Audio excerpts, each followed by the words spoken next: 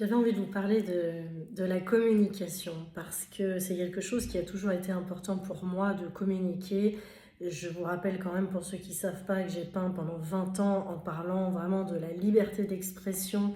Je suis art-thérapeute, donc pour moi, l'art-thérapie, à part l'expression de la créativité, mais du coup de ce qu'on a au fond de soi, c'est essentiel. Et je continue mes recherches, je continue de grandir sur ce thème en permanence. Pour moi, c'est passionnant d'aller développer mon chakra de la gorge. Et, et en fait, je voulais vous partager ça parce que on a la chance aujourd'hui d'avoir plein d'outils pour communiquer. On a la chance de pouvoir appeler un ami à l'autre bout du monde et de lui dire viens, on se fait un visio ce soir.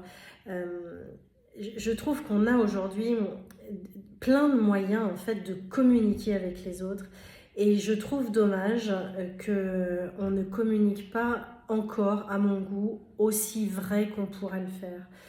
Et je trouve que la qualité de notre communication est essentielle pour se sentir reliés les uns aux autres, de dire son message depuis le cœur, de dire un message vrai,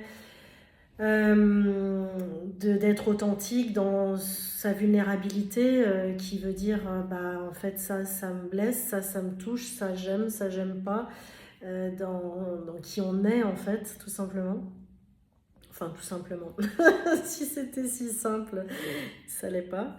Mais en tout cas, voilà, je voulais nous inviter aujourd'hui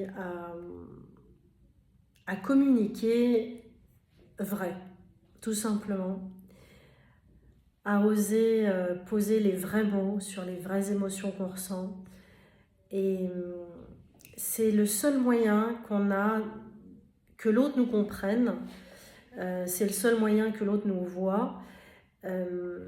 Et pour moi, c'est aussi le seul moyen de créer une vraie relation avec l'autre. Mais ça demande à l'autre aussi d'être en capacité de nous accueillir, de nous entendre dans cet endroit-là.